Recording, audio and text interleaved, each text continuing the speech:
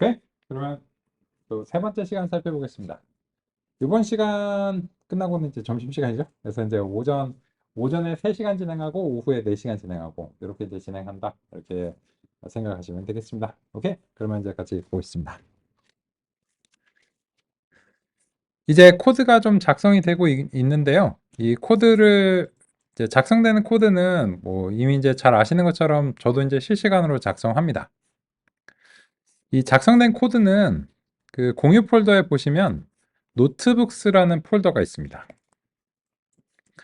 이 노트북스 폴더에 지금 day1.ipynb 파일이 있고 15분 전에 이제 수정이 된 내용이 반영되어 있습니다. 인터넷 연결에 문제가 없다면 요 노트북들은 대체로 제가 작성하고 저장하면 이제 거의 즉시 공유 폴더에 반영이 되도록 설정을 해놨습니다. 그래서 그 필요하신 경우에는 요 day1.ipynb라고 하는 파일을 다운로드 받으셔서 이제 제가 작성한 내용들을 이제 살펴보실 수 있고요. 뭐 당연히 이제 직접 작성하시는 게 권장하고요.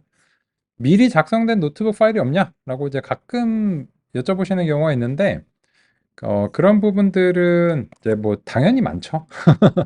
제가 이제 요 멀티 캠퍼스에서만 이제 지금 한 10년 정도 이제 강의를 진행하고 있거든요. 그래서 당연히 이제 많은데 매번 그냥 다시 작성을 하고 있습니다. 왜냐면 이제 일단은 요리 시간하고 비슷하게 직접 작성하는 하는 거를 보여드리는 게 필요하다고 생각하기 때문에 그렇고요. 두 번째 이유는 제가 별로 재미가 없기 때문입니다. 그래서 작성된 내용 이렇게 쭉 보여드리면 이제 제가 재미가 없으니까요. 그래서 근데 요거를 클릭해 보시면 미리 보기는 안 됩니다. 이거는 이제 평범한 텍스트 파일이 아니기 때문에 바로 보실 수는 없고 다운로드를 하셔가지고 이 노트 주피터에서 열어 보셔야지 이제 볼 수 있는 그런 내용이다. 이런 점들 이제 확인 말씀드리면서 이제 살펴보겠습니다. 그러면 이어서 이제 보겠습니다. 그러면 이제 우리 데이터에 대해서 살펴봤고 이제 저기서 수집된 것들이 어떤 건지 이제 알았어요. 근데 요 명칭이 조금 부르기가 좀 그렇습니다. 그죠? 그죠? 한국말로는 발음이 좀 애매해요, 얘가. 그죠? 요거는 이제 꽃받침, 그죠? 그냥 저는 꽃받침이라 부를게요. 영어로는 읽지 않고, 그리고 이제 얘는 이제 꽃잎이랍니다. 그죠? 그래서 이제 꽃잎과 꽃받침의 이제 높이와 너비가 센티미터 단위로 측정이 됐다라고 할 수 있고, 그래서 이제 요 데이터가 이제 있는데 얘를 이제 붓고표라고 부를게요. 붓고표 이런 식으로.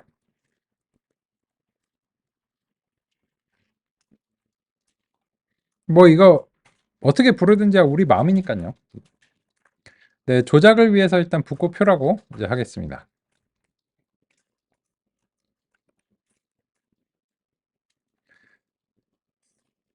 그러면 이제 아까 이제 보시면 이 데이터가 이 붓고드 이제 여러 표본들의 특성들을 벡터로 이제 표현한 것들을 이제 합쳤으니까 왜 이렇게 됐는지 이제 이해가 되고, 여기서 이제 피처 네임즈라고 하는 것은 표로 따지자면 열 제목에 이제 해당할 수 있는데, 그러면 이 타겟 네임즈라고 하는 것은 이제 세토사 버시 컬러 버지니까 이런 식으로 이제 되어 있습니다. 그러면 이 타겟 네임을 이제 이 붓고표에다가 이제 반영을 하려고 하면 이제 어떻게 해야 되는가? 그런 점으로 이제 다음 내용 이제 살펴보려고 합니다. 근데 먼저 이 규모를 좀 확인할 필요도 있습니다. 그래서 아이리스 이제 우리가 종종 작성할 때 잘 아실 수도 있지만 한번 소개는 필요할 것 같은데, 이 셀들을 추가하는 것이 가능합니다. 그래서 어떤 임의의 셀을 중간에 추가하려면 위에다 추가하려면 요 아이콘을 클릭하시면 되고요. 해당 셀 아래쪽에 추가하시려면 요 아이콘을 클릭하시면 이제 되고요. 만약에 이제 삭제하고 싶으면 자명하게도 휴지통 아이콘을 클릭하시면 됩니다. 그러면 이번에는 요 아이리스 데이터 아래쪽에다가 한번 관찰해 보겠습니다. 이 데이터의 규모를 관찰해 보려고 하는데요. 그래서 아이리스 요 데이터인데 얘가 ND 어레이라는 사실을 알기 때문에 shape이라고 하는 속성을 통해서 규모를 한번 관찰해 보겠습니다.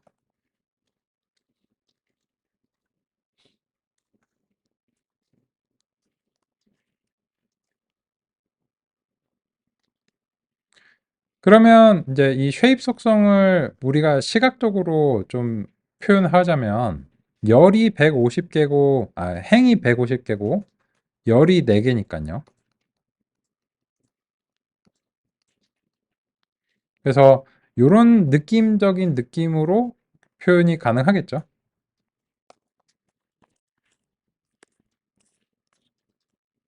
그래서 요런 식이겠죠.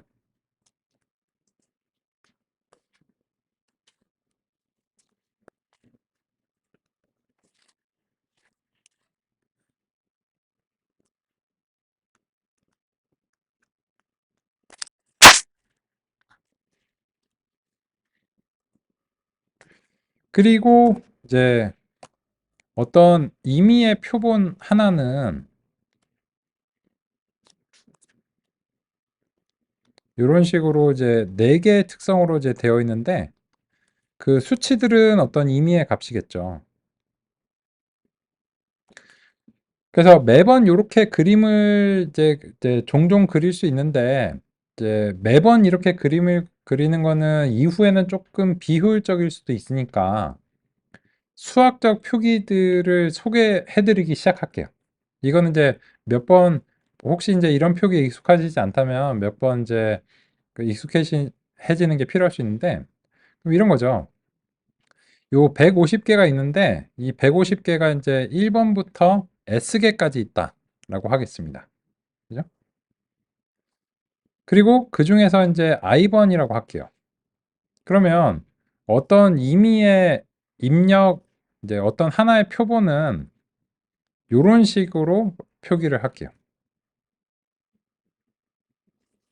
그리고 얘네들은 x1, x2, x3, x4 이게 이제 어떤 의미의 값일 수 있으니까요. 이렇게 표기하고 그리고 이제 저 i라고 하는 것은 이제 1부터 S번까지 이렇게 있다. 이런 어떤 수학적 표기를 도입을 하겠습니다. 처음부터 도입하는 건 이제 이렇게 매번 이렇게 그림을 그리는 게 조금 비효율적일 수 있으니까요. 이제 도입을 이제 시작하고요. 그러면 이제 이 전체 이 i를 어떻게 이제 표현할 거냐 하면은 얘네들의 이제 집합을 대문자 x로 쓰는데 대소문자는 잘 안 보일 수 있으니까 xs라고 이제 부를게요. 그죠? x가 s개 있다. 이런 느낌으로요. 그런데 이런 거 같은 경우에는 그러면 이제 x 첫 번째 표본부터 x의 이제 s번째 표본까지의 집합인 거죠. 그죠? 근데 이런 표기도 조금 번잡스러우니까 이렇게 이제 그 노력해 볼게요. 얘네들이 그 각각의 x들을 xk라고 부르기로 하고 저 xk들은 부동소수점으로 이제 표현하는 실수값이다. 이렇게 표현하겠습니다.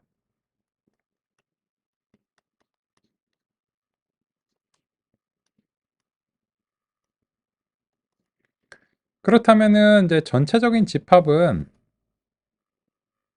그런 것들이 이제 임의의 s개가 있는데 그런 것들이 이제 n개가 있다라고 하고 하겠습니다. 즉 무슨 말이냐면 지금은 요 n이 4인 거죠. s는 그러면 150인 거고요. 그래서 이제 이런 표기는 우리가 이제 앞으로 이제 계속 사용할 거니까 처음에 이제 한번 도입을 이제 하고요. 그, 그림을 그려야 될 땐 그리고 아닌 경우에는 이런 식의 이제 표기들을 좀 도입하겠습니다. 그럼 이런 거죠. 요 XS를 이렇게 쓰면 이제 150개가 4개씩 특징들이 있고 각각의 값들은 이제 실수값이구나 라고 하는 것을 이제 한 방에 표기할 때는 이렇게 이제 표기를 하도록 하겠습니다. 예? 그래서 이제 다음과 같이 이제 되어 있는데, 그러면 여기에 대해서 우리가 이제 데이터는 이제 표현을 했으니까 그 다음으로 살펴보고 싶은 것이 요 타겟이라고 하는 건데, 요 타겟 네임즈 또 아래쪽에다가 셀을 추가해서 아이리스에서 타겟이라고 하는 값을 한번 확인해 보도록 하겠습니다. 이거는 이제 150개가 출력이 되는데요. 그래서 이제 요 아이리스의 타겟의 쉐입을 이제 살펴보겠습니다. 쉐입과 이제 실제 내용을 이제 같이 한번 이제 볼게요.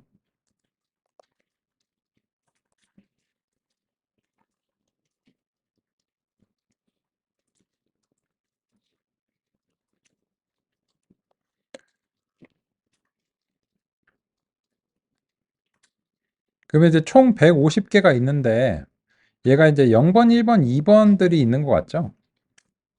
요거는 이제 다음과 같이 표기하겠습니다.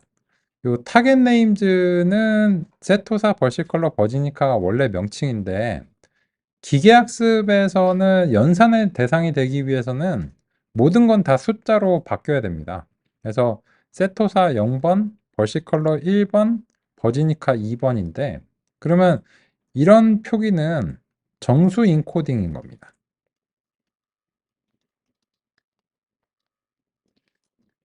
정수 인코딩. 인코딩은 어떤 표현을 다른 걸로 바꾸면 인코딩이라고 할 수 있죠.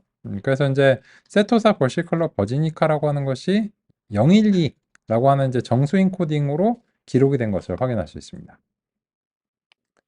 그러면 이거를 우리가 그 부호표에 반영을 해 보겠습니다.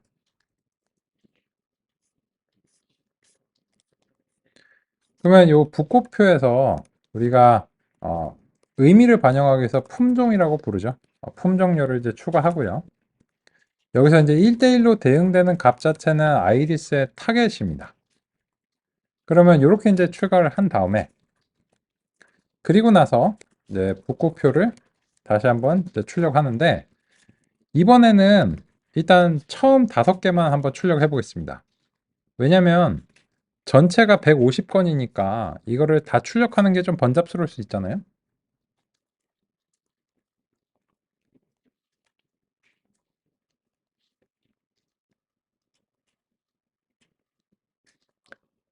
그리고 나면 지금 품종열이 추가된 것을 확인할 수 있습니다.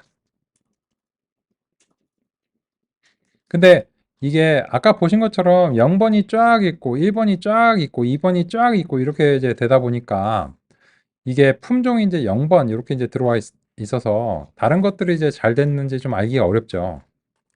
그래서 이제 종종 그 데이터가 많은 경우에는 뭐 처음 5개만 보고 이러면 다 좀 느낌을 알기가 어려우니까요. 이 랜덤 샘플을 뽑는 이런 방식을 활용해 보시는 것도 이제 권장합니다. 그래서 이건 랜덤이기 때문에 그 뭐가 나올지 이제 모르는 건데 012가 대체적으로 잘 나오게 한번 몇 번 실행해서 다음과 같이 이제 구성해 보겠습니다.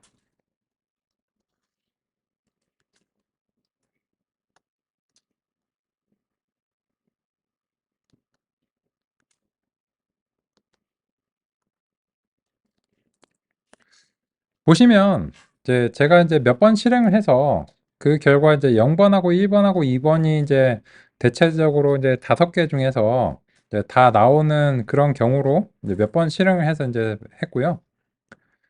매 실행을 할 때마다 요 그 랜덤하기 때문에 당연히 이제 달라집니다. 저랑도 이제 다르실 거고요. 그죠? 난수 초기 값을 고정하지 않는 이상은 당연히 다르시겠죠. 그죠? 그래서 이제 다음과 같이 이제 확인하시는 그런 방법이 이제 있습니다. 그러면 이제 문제는 이거죠. 예를 들어서 우리가 이제 해결하고자 하는 문제가 4.7, 3.2, 1.3, 0.2라고 하는 수치가 들어왔을 때 요게 이제 입력인 거죠. 그 입력이 발생했을 때 이 품종을 0번이나 1번이나 2번으로 판정을 하고 싶은 겁니다. 그런 이유로 인해서 이 입력이 들어왔을 때 발생해야 되는 이상적인 출력을 타겟이라고 부릅니다. 요 타겟이 출력이 돼야 됩니다.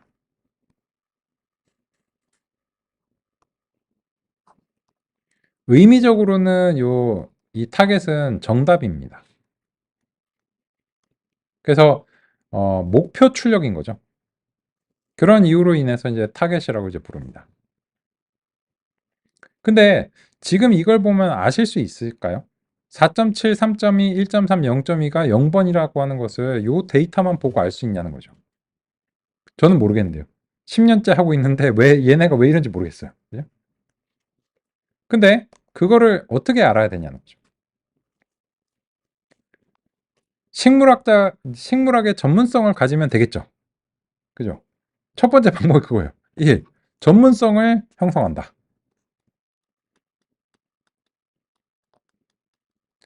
근데 이거는 세월과 경험의 조합입니다. 근데 우리가 원하는 건 뭐냐? 이걸 안 하고 싶다는 거예요. 이걸 안 하고 싶어. 생략하고 싶어. 그럼 두 번째로는 어떤 이제 모형을 이제 형성을 해서 요 세월과 경험 같은 걸 우리가 이제 안 하고 싶은 거예요. 그죠? 그걸 위해서 이제 노력해보자 라고 하는 것이 이제 우리의 방향성입니다. 그러면 이제 우리 40페이지, 41페이지부터 42페이지 넘겨보겠습니다.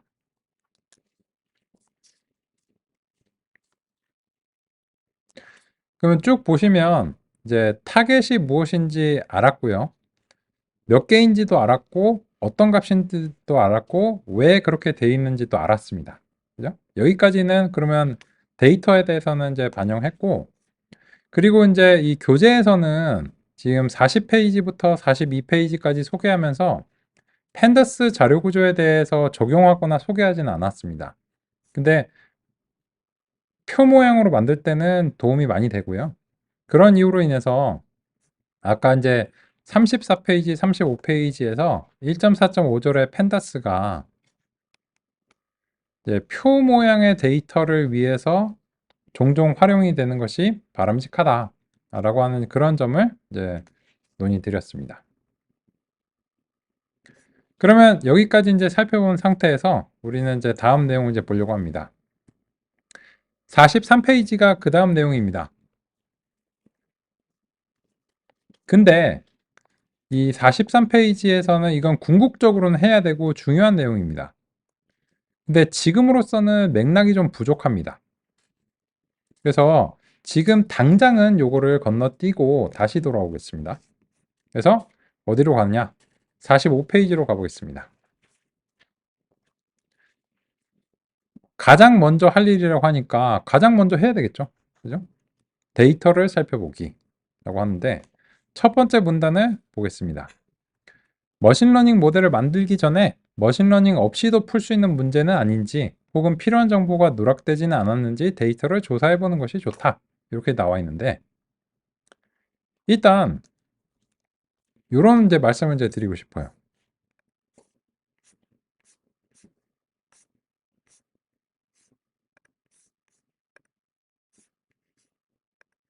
이제 칠판을 조금 도입하겠습니다.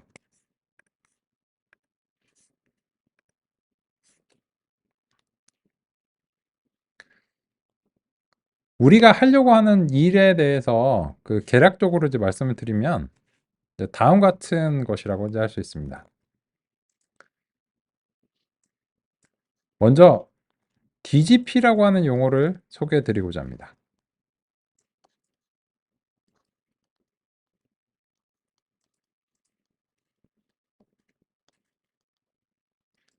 화려한 용어죠. 데이터 제너레이션 프로세스 줄여서 이제 DGP라고 이제 부르겠습니다. 그게 뭐야? 하면 이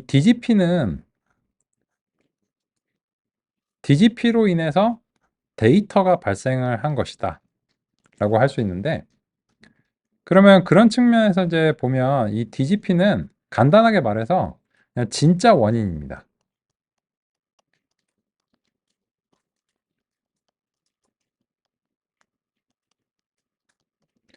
예를 들어서 그 내일의 주식 가격, 주가 같은 거를 알고 싶어요. 그죠? 그러면 주가라고 하는 것이 데이터죠.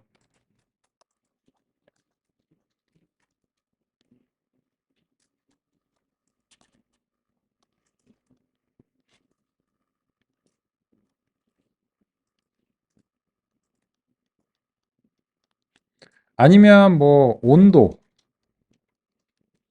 강수량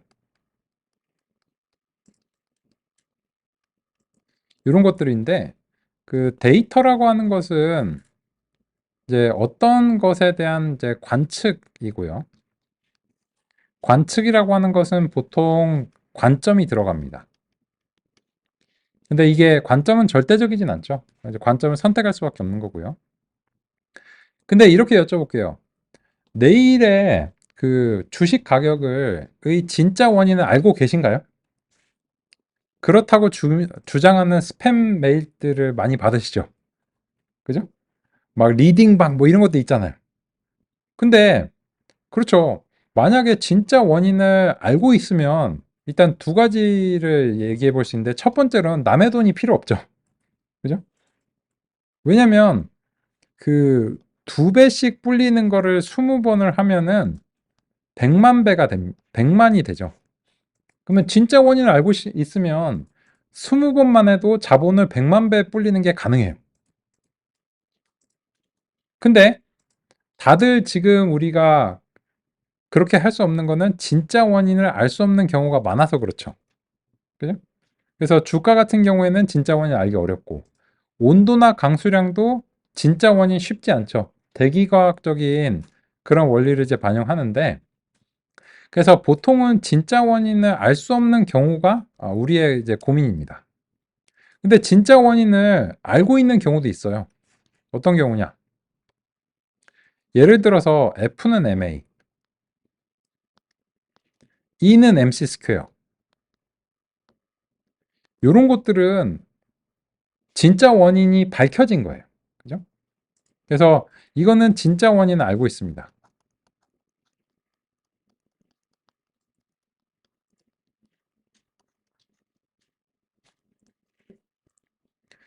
근데 이런 경우에는 데이터를 관찰할 필요가 없습니다. 그냥 그 데이터를 관찰해서 알아내는 과정이 이제 끝났고, 예를 들어서 E는 MC 스퀘어 같은 경우에는 요거는 데이터를 관찰하기 전에 그냥 통찰을 통해서 알아낸 거예요. 아인슈타인이. 그죠? 그러니까 무슨 말이냐면 빛의 속도로 뭐 달려가고 이런 것들을 관찰하는 게 불가능하잖아요. 당시 시점에서는 관측하는 기계도 없었는데, 근데 이거는 순수한 어떤 이성적인 통찰로 알아낸 거예요. 그래서 이런 거는 기계학습 대상이 아닙니다. 근데 주가라든지 이런 것들은 진짜 원인을 영원히 알 수 없죠. 그런 경우에는 우리가 할 수 있는 일이 무엇이냐면 모형을 만드는 일입니다.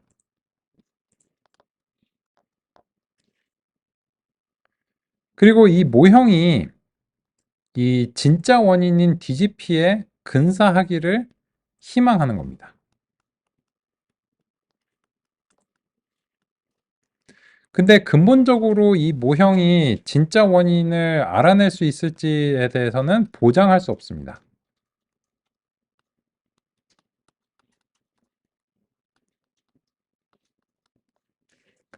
그런데 적어도 주어진 데이터에 대해서 모형이 효과적이다 라고 하면 우리가 기대할 수 있는 게 뭐냐면 이 모형을 기반으로 예측을 수행을 했을 때 그런 것들이 해당 데이터에 대해서 근사하기를 기대할 수 있다는 겁니다.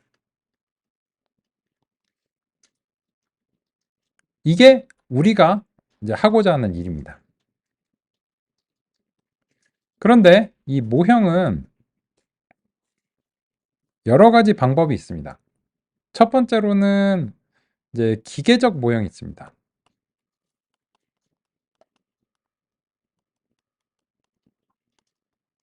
요거는 이제 규칙 기반이라고도 할 수 있고요. 한마디로 ifelse문입니다. 정교한 규칙들, 뭐 정교하든지 아니든지 어쨌든 그냥 규칙을 직접 만드는 거고요. 두 번째는 이제 통계적 모형이 있어요.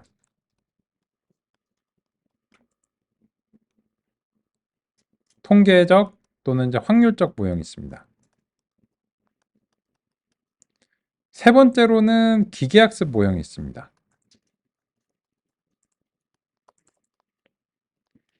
그런데 제가 이제 종류를 나눈 거를 보고서 짐작하시겠지만 요 각각은 상당히 다릅니다.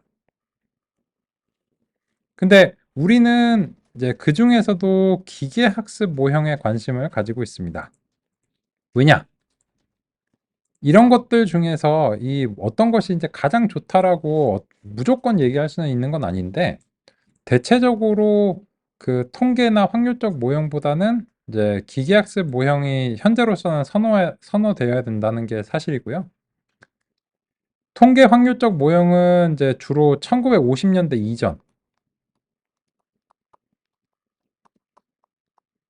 이고 기계학습은 이제 1990년대 이후로는 이제 효과적인 모형, 통계 확률적인 모형보다는 대체적으로 이제 효과적이다라고 하는 것을 이제 기반하고 있습니다. 근데 요 얘기를 이제 지금 왜 하느냐? 그러면 다음과 같은 이유입니다. 여기서 4.5절에 첫 번째 문단이죠. 머신러닝 없이도 풀 수 있는 문제냐라고 물어봐야 되는데, 그죠? 만약에 그 F는 MA나 E는 MC 스퀘어 같은 이런 상황이에요. 예를 들어서 화성에 지금 지구에서 화성으로 로켓을 쏴야 돼. 그러면 이때 머신러닝을 적용하느냐? 이거는 적용하면 안 됩니다. 왜냐면 이미 그 뉴턴의 이제 고전력학에 의해서 이거는 그냥 계산이 가능하잖아요. 이런 경우에는 머신러닝이 열등합니다. 그래서 그런 지구에서 화성으로 로켓을 쏴서 이제 보낼 때는 머신러닝을 적용하는 게 아니고요. 그리고 만약에 지구에서 화성으로 로켓을 쏴서 보낼 때 빛의 속도에 근접한 그런 경우가 되면 이제 고전역학에서 아인슈타인의 상대성 이론을 적용하기 시작해야 되겠죠. 그런 경우에는 머신러닝을 적용하는 대상이 아닙니다. 근데 만약에 이제 이런 법칙이 알려져 있지 않은 경우라면 머신러닝 없이 머신러닝을 적용하는 걸 고려해야 되는데, 지금 우리의 문제가 뭔가요? 어떤 붓꽃이 있는데 얘 품종을 결정을 해야 돼요. 그죠? 품종을 결정하는데, 그러면 요 붓꽃을 임의의 그 텐서 표현이라고 하고 이 품종을 최종적인 출력으로서 이제 y라고 표기한다면 이 둘의 관계가 알려져 있냐는 거죠. 여기에 뭔가 알려진 법칙이 있나요? 저는 모르겠거든요. 그죠? 식물학자가 만약에 딱 알아놨든지 식물학에 아인슈타인이 있어서 이거를 결정해놨다든지 하면 그걸 적용하면 돼요. 머신러닝 안 해도 돼. 식물학자가 딱 정해놨으면. 근데 정해놓지 않았다면 이거를 알아낼 필요가 있다는 겁니다. 근데 지금 시점에서 요거를 이 입력과 출력의 관계를 설명하는 함수나 규칙을 없다면 그러면 머신러닝의 잠재적 대상이라는 겁니다. 그래서 일단 요 문장에 대해서는 우리가 다음과 같은 용어들을 도입하면서 시작을 해봤습니다. 그러면 이제 두 번째로는 필요한 정보가 누락되었는가 라고 하는 것은 요거는 기술적인 내용이에요. 의미적인 건 아니고요. 안 돼 있겠죠. 누락 안 돼 있을 텐데, 근데 지금은 예시 데이터라서 그런 거니까 실제로는 그런 작업을 이제 하셔야 됩니다. 그럼 첫 번째로는 이게 누락 여부를 확인해야 되는데, 붓꽃표를 기반으로 한번 이제 살펴보겠습니다.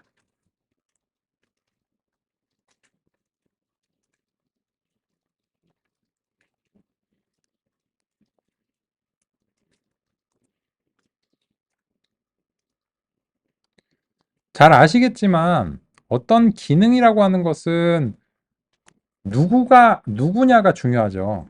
이 info라고 하는 기능을 사용할 때는 이 info는 현재 데이터 프레임이라고 하는 자료 구조의 기능이기 때문에 이 자료 구조로 형성됐을 때 살펴볼 수 있는 내용입니다.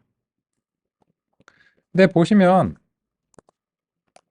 여기서 이제 가장 기본적인 내용이죠. non null count인데요.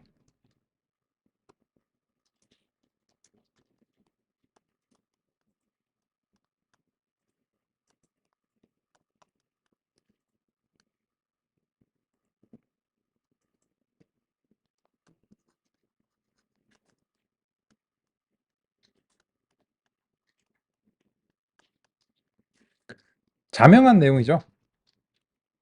그러면 null이라고 하는 것은 이제 값이 없거나 하는 거니까 이 경우에는 이제 의미적으로는 이제 누락된 값이다. 그 해당 필드의 값이 이제 비어 있으니까 누락이 발생했다라고 하는 것을 시사하겠죠. 근데 여기서 그래서 이 인포에서 가장 기본적으로 알려주는 게 이 누락된 값 여부를 한눈에 이제 살펴볼 수 있게 제공하고 있어요. 근데 총 150건인데 각 열별로 non null count가 다음과 같이 나오고 있고 그게 150입니다. 그러면 기술적으로 누락된 값들은 없다는 사실을 확인할 수 있어요. 근데 이것만으로 판정이 좀 어려운 경우도 있고 요 D타입까지 같이 확인해야 되는 경우가 있습니다. 요 D타입을 보면은 이제 실수값을 근사하는 것이 부동소수점이기 때문에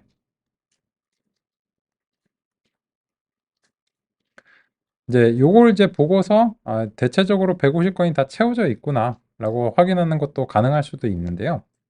근데 요건 좀 확인이 필요하고요. 요 품종 같은 경우에는 이제 정수 범위인데 지금 요 품종의 경우에는 요 타겟 값은 이제 y고 요거는 이제 그 정수 범위니까 정수는 이제 수학적으로는 이렇게 이제 표현하고 이게 이제 0번, 1번, 2번 이렇게 이제 있는 겁니다. 그래서 요 D 타입을 보면 이제 이게 정수 값이니까는 이제 부동소점과 좀 구분이 되는구나라고 하는 점을 이제 확인할 수 있습니다. 그러면 가장 기본적으로는 누락값이 있냐라고 물어보면 일단 인포를 보고서 대체적으로 이제 있는 것 같은데? 라고 이제 생각해 볼 필요가 있는데 그 완전히 확실하진 않습니다. 그럼 어떻게 되냐?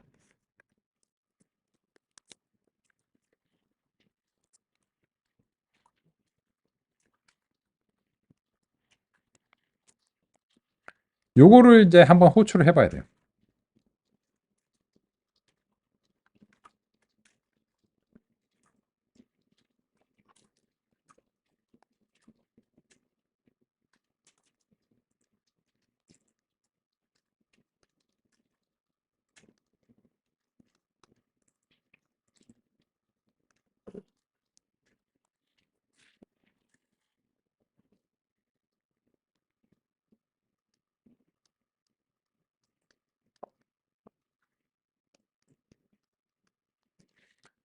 그러면 요거를 이제 호출을 해보면 이제 is null이라고 물어봤으니까 없으면 참이고 있으면 거짓이거든요. 그 없는 게 바람직한 거예요. 그죠? false가 바람직한 거예요. 근데 이게 데이터가 많으면 뭐 육안으로 다 확인이 안 되고 중간에 그냥 자동으로 생략이 됩니다. 요 자동으로 생략이 되는 부분은 그냥 주피터에서 이제 출력해서 생략이 되는 거고 실제 데이터가 생략된 건 아닙니다. 근데 이거를 이제 우리가 육안으로 확인해 보는 건 어렵기 때문에 이걸 합계를 내봐야 됩니다.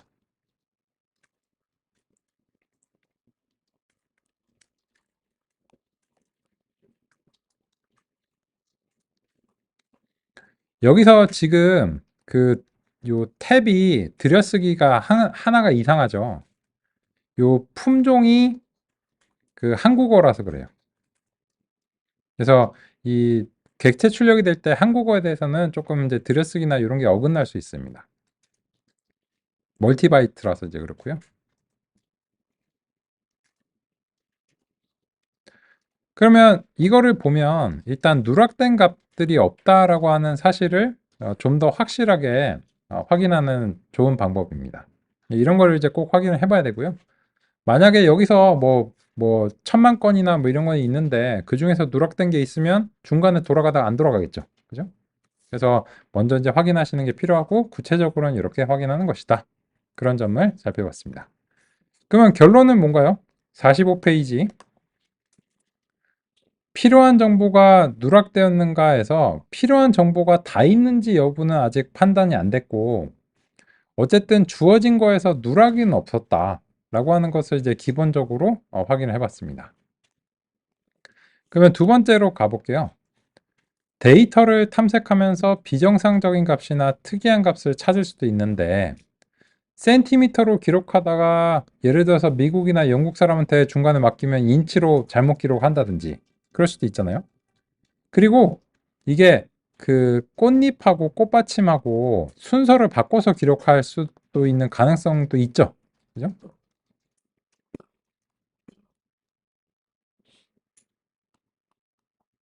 요 순서가 바뀔 수도 있고, 높이와 너비의 순서를 지켜서 해야 되는데, 그거를 잘못 이제 순간 착각해갖고 바꿔서 기록할 수도 있잖아요. 그죠? 그럴 가능성이 언제나 있기 때문에 그런 점을 어떻게 찾을 거냐가 관건입니다. 그래서 왜 그러냐면 일단 이런 것이 잘 제대로 되어 있지 않으면 기계학습의 성과를 이제 기대하기 어렵죠. 그래서 지금 하는 내용에 이름을 붙여 보자면 요거는 어, 탐색적 데이터 분석이라고 합니다.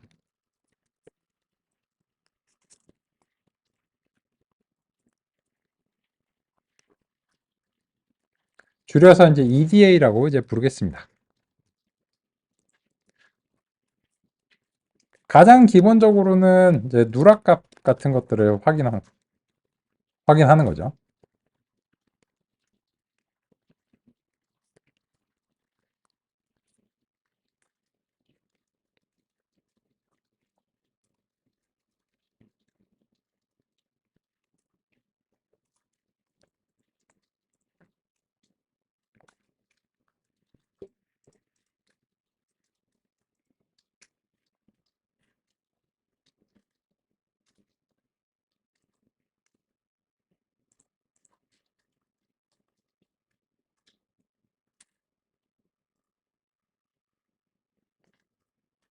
좋습니다.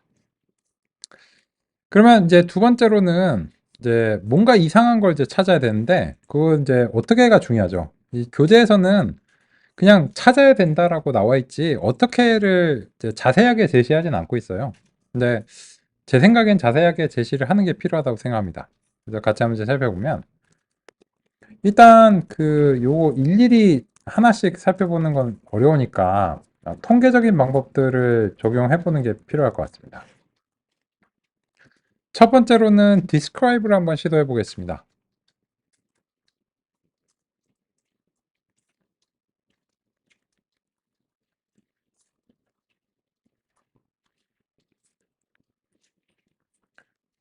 요 describe를 수행하게 되면 기본적인 통계 수치들을 열별로 보여줍니다.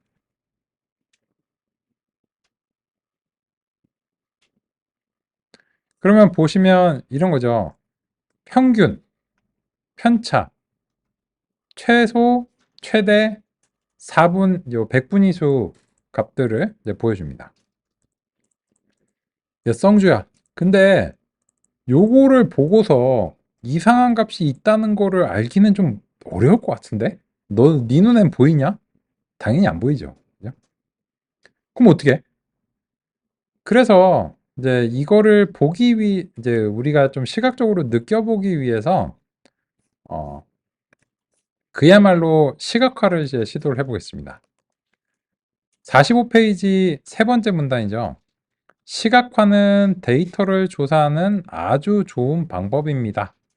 라고 나와 있는데, 그래서 우리도 그런 시각화를 한번 시도를 해보겠습니다.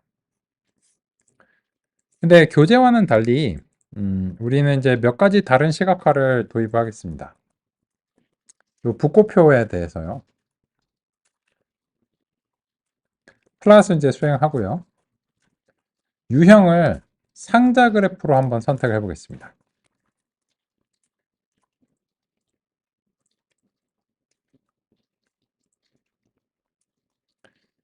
여기서 지금처럼 이제 경고가 발생을 할 수 있는데 이거 지금 품종열이 들어가서 그래요.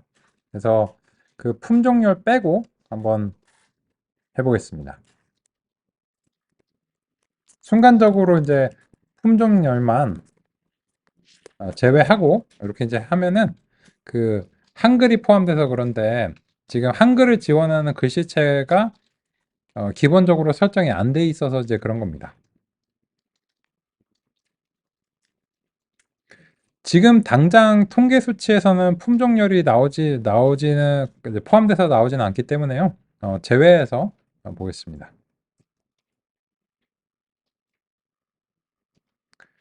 그러면 이렇게 이제 보시면 이제 방금 전에 그 describe를 통해서 봤던 통계 수치를 시각적으로 살펴볼 수 있습니다. 예를 들자면 가장 기본적인 이거예요. max, min. 그죠? 그러면 이제 요건 뭐냐? 요거는 그 75% 백분위수. 요거는 이제 25% 백분위수. 그죠?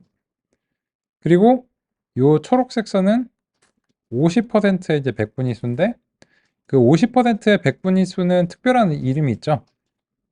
중앙값.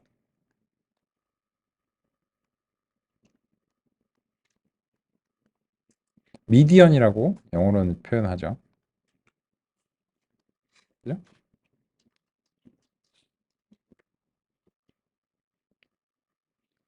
그러면 이 중앙값하고 어, 대비가 되는 게 평균이죠.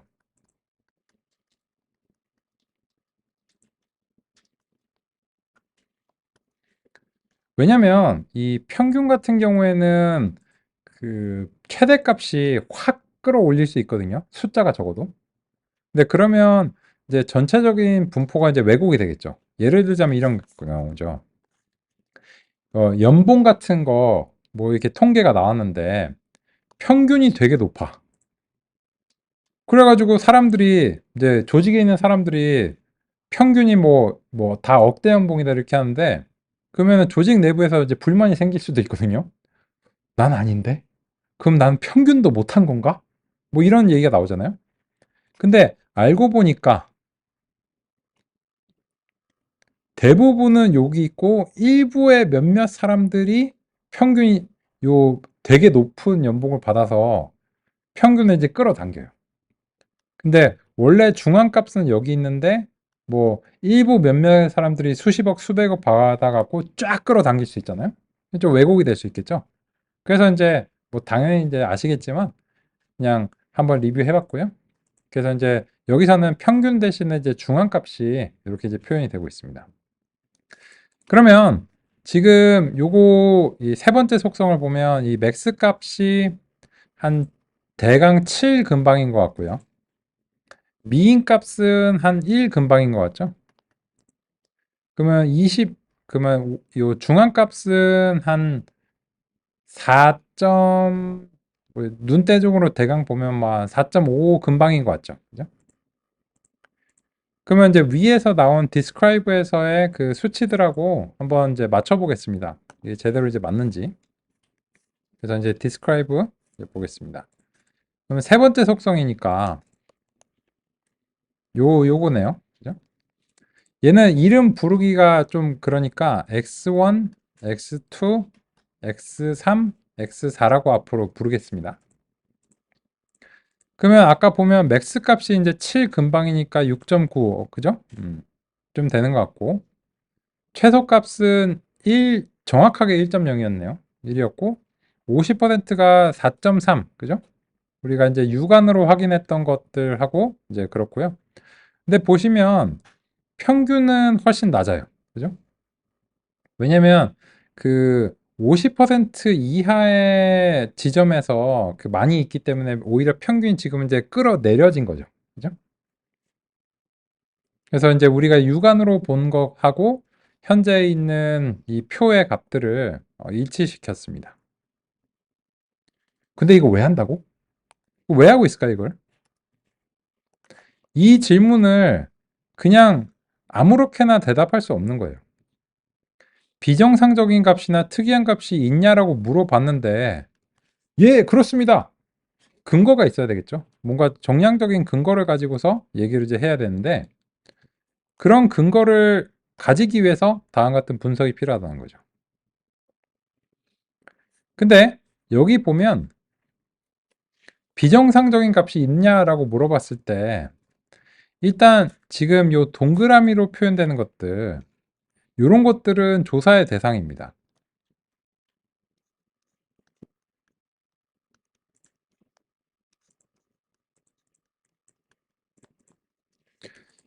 요 이상치라고 하는 것은 영어의 이제 아웃라이어의 번역으로 이제 종종 쓰이는데 요게 그 비정상이냐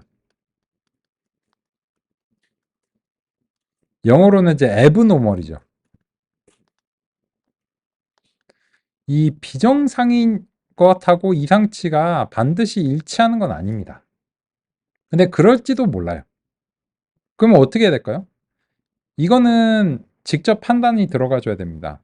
이 이상치인데 이상치가 어떻게 이제 성립이 됐고 그게 비정상인가 여부를 우리가 그 결정을 해줘야 됩니다. 그러면 이상치가 어떻게 결정됐는지를 구체적으로 한번 이제 보겠습니다. 이상치라고 하는 것은 그 이 사분 범위를 기반으로 합니다. 그게 무슨 말인가 하면 통계에서 사분 범위를 종종 사용합니다.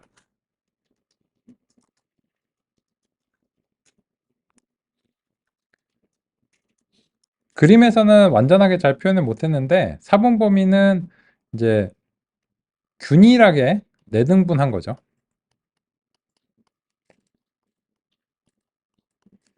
그러면 균일한 크기로 4등분을 한 게 사분 범위죠.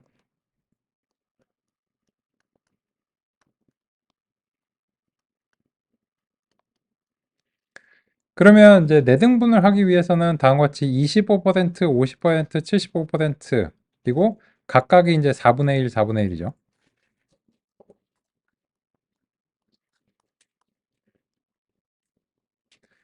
그런데 보통 이제 사분 범위를 왜 따지냐 하면은 정상의 범위를 따질 때 사분 범위가 기준이 되는 경우가 많습니다.